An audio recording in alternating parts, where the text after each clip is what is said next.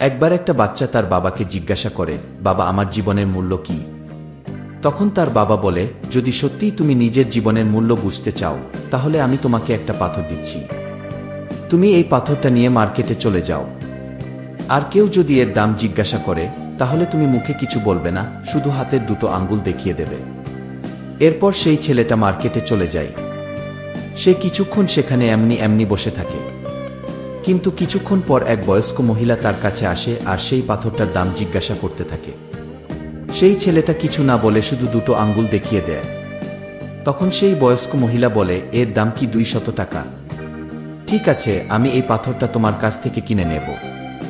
একটা পাথরের দাম 200 টাকা শুনে ছেলেটা একেবারে অবাক হয়ে যায়। তারপর ছেলেটা ভাবতে থাকে, পাথর তো সাধারণত যে কোনো জায়গায় দেখা যায়, কিন্তু এর দাম 200 টাকা। সে দ্রুত তার বাবার কাছে চলে যায় আর বলে, বাবা, আমি মার্কেটে গিয়েছিলাম। সেখানে এক বয়স্ক মহিলা আমাকে এই পাথরটার জন্য 200 টাকা দিতে রাজি হয়। এবার তার বাবা বলেন, তুমি এই পাথরটাকে নিয়ে মিউজিয়ামে যাও।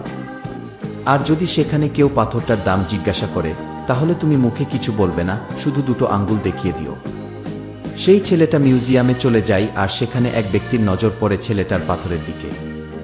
আর তখনই তিনি ওই পাথরটার দাম জিজ্ঞাসা করেন। বাচ্চা ছেলেটা একদম চুপ থাকে আর সে তার দুটো আঙ্গুল দেখিয়ে দেয়। তখন সেই ব্যক্তি তাকে বলে, এটার দাম 20,000 টাকা।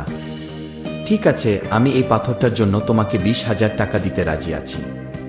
তুমি প্লিজ আমাকে এই পাথরটা দিয়ে দাও। ছেলেটা আবারও অবাক হয়ে যায় আর সে তাড়াতাড়ি তার বাবার কাছে চলে যায় আর বলে, বাবা, মিউজিয়ামে এক ব্যক্তি আমাকে এই পাথরটার জন্য 20,000 টাকা দিতে রাজি হয়ে গেছিল। এবার তার বাবা বলে, তোমাকে এবার শেষ আরেক জায়গায় পাঠাবো। এবার তোমাকে দামি পাথরের দোকানে যেতে হবে। আর সেখানেও কেউ তোমাকে এই পাথরের দাম জিজ্ঞাসা করে, তাহলে তুমি কিছু বলবে না, শুধু নিজের দুটো আঙ্গুল দেখিয়ে দিও। ছেলেটা তাড়াতাড়ি দামি পাথরের দোকানে চলে যায়। আর সে দেখে এক বৃদ্ধ যে কাউন্টারের পিছনে দাঁড়িয়েছিল। যখনই তিনি ওই পাথরটা দেখতে পান, তিনি একেবারে চমকে ওঠেন। তিনি তাড়াতাড়ি কাউন্টার থেকে বেরিয়ে ওই বাচ্চাটার কাছে যায় আর তার হাত থেকে সেই পাথরটা কেড়ে নিয়ে বলে, ও মাই গড, এই পাথরের খোঁজে আমি আমার পুরো জীবনটা কাটিয়ে দিয়েছি। তুমি কোথায় পেয়েছো এই পাথরটা? এর দাম কত? তুমি এই পাথরটার জন্য কত টাকা নেবে? সেই বাচ্চাটা তখনও চুপ থাকে আর নিজের দুটো আঙ্গুল দেখিয়ে দেয়। তখনই সেই বৃদ্ধ বলেন, 2 লাখ টাকা? ঠিক আছে, আমি তোমাকে 2 লাখ টাকা দিতে রাজি আছি। তুমি প্লিজ আমাকে এই পাথরটা দিয়ে দাও।